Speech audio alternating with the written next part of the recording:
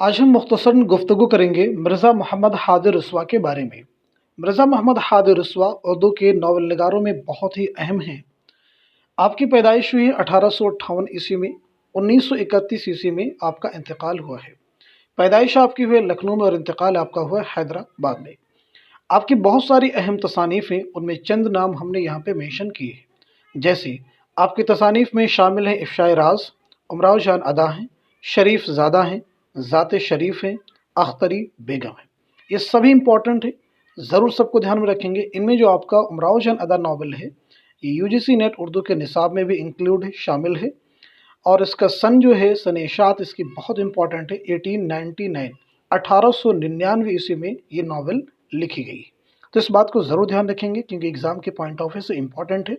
उमराव जान अदा मिर्ज़ा मोहम्मद हादी रसवा का शाहकार नावल है।